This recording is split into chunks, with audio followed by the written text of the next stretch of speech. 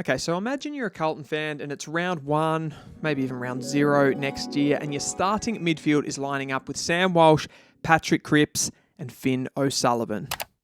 Now, that could be the reality if a deal can be facilitated between Carlton and the West Coast for that coveted top-end selection of pick 3. In this video, we're going to explore all the possibilities and permutations around that pick 3 trade for Carlton, and even if it's really likely to happen at all. So the reports on this are pretty much saying, I've got one here for you, a quote, Carlton's audacious bid to move up the draft board and snare Sam Walsh's cousin, Finn O'Sullivan. Now, it just makes me laugh a little bit as if Carlton are specifically trying to move up this draft board to get Finn O'Sullivan because he's related to Sam Walsh. Now, obviously, it's not that simple, but Finn O'Sullivan is a really highly talented player at the top end of this draft. I'm sure they're interested in him, but I'm sure they're also interested in Sam Lawler, and we'll kind of discuss why those two options are probably the ones that Carlton are after, or at least their list management team here is. Now, we can probably address a little bit the maybe miscommunication or the different wavelengths that two elements of Carlton are on at the moment. You've got, I suppose, the coach who's probably looking like he wants to play for the now and bring in Dan Houston. And that's where Carlton's eyes and heart have sort of been throughout this trade period so far. We've thought they were going to try to move into this top end of the draft really to facilitate trades for ready-made players because, their last 2 seasons, they've made finals. They made the prelim final 2 years ago, and it feels like they just need a few extra little pieces on top of this. But from all the communications that we're getting in the last few days and how they want to move up this draft board to get one of the top-end talents, it's sort of a philosophical change a little bit, I guess, for the Blues in what they're trying to do here. A bit of a backflip, and we know that trade with Hawthorn did open this up. I think what's really drawing Carlton into this is just the talent at the top end of this draft. We know everyone's talked about it so much throughout the season, the depth of this draft, but there are a couple of, generational type talents in this draft as well that we kind of have to talk about. And that's, to me, what Carlton have their eyes on here. Sam Lawler and Finn O'Sullivan are those explosive, powerful, speedy midfielders that probably Carlton haven't had in their side for quite a lot of years. And I would say that the club is looking at these players. They're looking at what players like Will Ashcroft, Harry Sheezel, Harley Reid last year have done and come into the team really quickly and been able to have a huge impact, particularly Will Ashcroft, who has won a Norm Smith medal in just his second year of playing. And they're probably seeing these kids come into the AFL environment and thriving and succeeding much quicker than they probably have in the past. And maybe they think they can grab a slightly more discounted Sam Lawler or Finn O'Sullivan with a high draft pick rather than paying overs for someone like a Dan Houston who's a ready-made player to go. I think the move in principle is really smart from Carlton. I think getting someone, a highly talented midfielder in your door, that a player that you don't have at the moment and someone that can play for 10 to 15 years for you is actually a move. I like the philosophy. Whether it can happen is another conversation that we'll get into in this video. So we'll get into the main nuts and bolts of this video, which is the why. Why have Carlton done a U-turn away from Dan Houston and into the draft and into this specific player, which is going to be a midfield talent at the top end of the draft? Now, I look at Carlton's midfield or just their list build in general, and I look that they've targeted sort of a similar type of player in recent years. They've gone after those midfielders that can run. And when I say run, they can run from an endurance point of view. Kennedy, Hewitt, even Cooper Lord in the mid-season draft. They're sort of those big-bodied mids that can, take a bit of a beating on the inside, but can also run on the outside as well. But what that group of players that they have brought in, that probably lacks leg speed and the ball movement qualities of some of the competition's best midfield combinations that we see. So we look at Carlton's most common midfield grouping. It's Cripps, it's Walsh, it's Hewitt, and it's Chera as the 4 most prominent guys in their midfield. Now, there's definitely no lack of ball-winning ability with those players. Cripps is one of the best first-hands player in the comp. Walsh is just your endurance bunny that just, he's just always an option there, and he can win the ball, particularly those loose balls he loves around the stoppage source. You've got Hewitt as that sort of defensively minded player, and then Chera's just, I'd probably call him like a nice player on top there. Their midfield clearly has quality in it in some areas, but it does lack 2 major components, and that is the combination of line-breaking speed and just that top quality ball use. I want to show you some numbers here. It's a combination of statistics that kind of paint a picture for us, so just bear with me as I go through this. This is some of the competition's best midfield groups that I'll kind of put into this with the teams that they play for, but most of those midfields, those top line midfields, they have a player that does have that line breaking speed and does have, superior ball movement qualities to anyone that Carlton have at the moment. So the first player on the list there is Jordan Dawson. He attends 59% CBAs. Why I've added that statistic is because it just shows that he plays an inside midfield role. He's not a halfback that's moving the ball. So I'm not kind of cheating with the numbers and adding in players from different positions. These are all players that play similar positions. So Jordan Dawson there, he goes at 505 metres at 68% kicking efficiency. Now, I've gone with kicking efficiency there as opposed to disposal efficiency just because that number does tend to get bumped up when you look at handball numbers because they more often than not hit their target. Now, kicking efficiency is not a perfect statistic to judge this. It does include long kicks down the line that hit a contest and then come off, and sometimes those inevitably do get turned over and it will go as an effective kick as well. So it's not perfect, but it's difficult to sort of consistently on a large mass here. Everyone does kick long at times. Some teams do kick down the line more than others, but effectively, if you kind of put all of it into the mixer, it will come out with some general takeaways. So you can't really make it up. You can't really lie overall. And I've also added in there inside 50s. And you probably think inside 50s is a stupid stat. And it is in some ways. But in the context of this, it actually helps us quite a lot because it helps us to understand where Jordan Dawson gets the ball and how often he's taking the ball forward and getting the ball in the forward half of the ground. So competition fourth for inside 50s is Jordan Dawson. So he's a forward half player. And then he has all of those other qualities there of 505 metres and 68% he retains the ball. So just keep these numbers in mind because we're going to sort of juxtapose it against the Carlton guys as well. The next one is Chad Warner. He's 64% CBAs, so a little bit more attendance than Dawson. He's 493 metres at 61% kicking efficiency.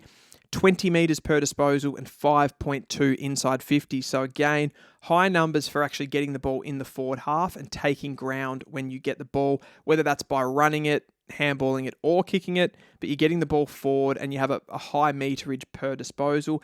Dangerfield at 66% CBAs is 448 metres at 61%. He goes at 22 metres per disposal, the highest on this list, and 6.4 inside 50. So he's a very, very forward half player. Nick Dacos, another one just to add in there. He's the highest CBA attendance here, 74%. He's 493, so a really high metres gain number. Less on the metres per disposal, and that's just because he gets the ball so much, and he does try to create with his handball as well. 16 metres per disposal and 5.5 inside 50. So these players are all really high for getting the ball in the forward half of the ground and taking ground. Now we'll just have a quick overview of Carlton's midfield numbers here. Adam Chera, 305 metres, so he's well off those top level mids as far as a ball mover goes. 63% kicking efficiency is really good, but then we've got to realise where he plays on the field, and he probably is that most deep lying player in the midfield, and sometimes he does even float behind the ball a little bit and play in defence, and you can see that with his inside 50s, just 2.8 per game. So he's rarely in the forward half of the ground, and he exits defensive 50 more than any other Carlton midfielder as well, and only at 16 metres per disposal, so not a high number there as well. Then you've got your two, definitely as far as a quality point of view, your two most quality midfielders in this group. Sam Walsh, 394 metres at just 50% kicking, so that's the problem there. It's the ball use factor. Pretty good for a metres gain number, getting close to 400 there, but not at the competition's best. And then the kicking efficiency is what lets him down. 4.9 inside 50, so certainly getting the ball in the forward half more than a Chera, but not as much as those competition best midfielders. And then you've got Patrick Cripps, who is probably the best ball winner in the competition as far as getting his hands on the ball first. He's 345 metres at 54% kicking efficiency, so no Carlton player in that midfield group has a kicking efficiency above 60%, and that is a problem for me. Furthermore, inside 50's 4.8, so less forward of centre than Walsh, and less forward of centre than some of those other really prime ball movers in the comp. So what that information tells me there is that Carlton, although they do get other players in their team, they get wingers like Hollands and Akers to participate in the ball movement part of their game, they don't have a midfielder that's as well-rounded as some of the competition's best midfields. And that's what I'm comparing it to here. I'm comparing it to the competition's best because I think that's where Carlton, where outsiders kind of see Carlton. I think that's where the fans see them as well. it's just handy to have one of your prime ball movers within that midfield mix, that inside midfield mix as well. You look at someone like Sydney, they've got Errol Goulden on the outside for sure, and Justin McInerney on the outside, who move the ball for them there and off half back.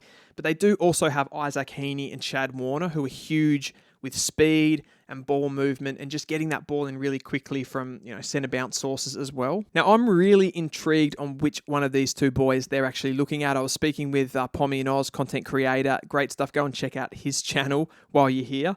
But, we were talking about it, and he seemed to think that Carlton were probably more likely after Sam Lawler. He's that type of player that they haven't had. I think in and around that, there is probably a little bit of a myth with this, linking Finno'Sullivan to Sam Walsh as his cousin and thinking he's the same type of player.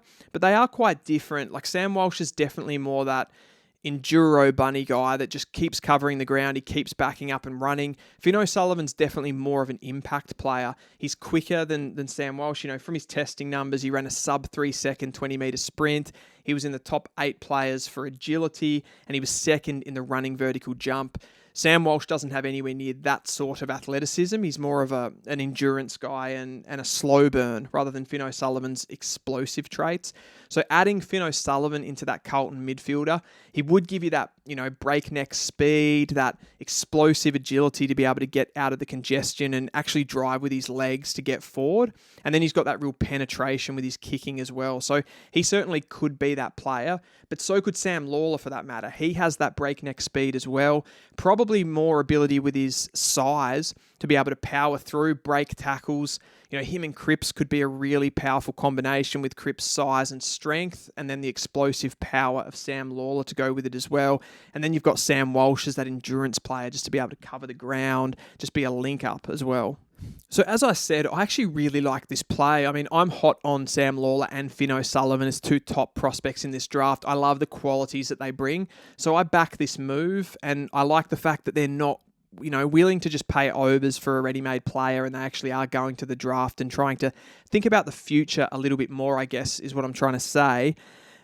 The next question, though, and the big question here is, can they actually pull this off? And I think that's where it really starts to break down.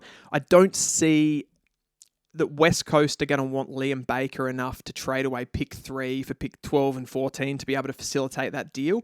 And I think from West Coast's point of view, that's what it comes down to. And West Coast are essentially giving away the potential of one of these players in Finno'Sullivan, Sam Lawler, or even a Jagger Smith, if that's the way that they want to go, or a Sid Draper as well, as probably another one in that conversation. So as far as Carlton facilitating this deal with West Coast, I probably don't see how it gets done. So in that sense, I think they'll probably end up just pursuing Dan Houston with all of that said, and he's going to be a player that's going to come in. He'll probably slot in across half back and just give them another really quality ball mover to help on their transition game. I do think with Newman and Saad, they kind of already have those two players there. Sometimes I don't think Saad probably gets into the game enough, and you'd like to see the ball be in his hands a little bit more. I guess the other option there is just that they wait. They use their draft picks 12 and 14. They look for that type of explosive midfielder in this draft, or just a really high-quality midfielder in this draft to add into their mix, and then maybe they go after someone like an LDU in next year's free agency market. That's an option. I will, just while we're here, I'll just cover off some of the similar players to Finno'Sullivan and Sam Lawler, or players that have that sort of similar traits, I suppose, with the explosiveness and the speed that are in this draft. You're looking around that range of, 10 to 15, and you're probably looking at someone like a Bo Allen from Western Australia. He's someone that tested under 3 seconds for a 20-meter sprint. He was in the top 10 players for the standing vertical or the running vertical. I can't remember which one. And his agility was top 10 as well. So he has those explosive traits. He probably hasn't put together the absolute ball winning of the top end mids, but he's a little bit more of a raw talent, athletic talent that projects really well, and someone that I rate really highly, even as far as probably being around the 7 or 8 mark for me in my current rankings. The other is Taj Houghton, who's been injured for most of the year. He's probably more of that just forward of centre player. He could play as a high half forward / midfielder, similar to like a Shea Bolton or an Isaac Rankin type player. So I really like Taj Houghton as well, and he has those explosive traits athletically too. So that is a wrap for this video. What do you guys think Carlton will do? Will they be able to get this trade done? Should they be looking at Finn O'Sullivan and Sam Lawler? If so, which one of those should they be going for? Or should they be just going straight to the Dan Houston one, playing for the now and trying to win a premiership? Let me know in the comments below, and I'll see you guys next time.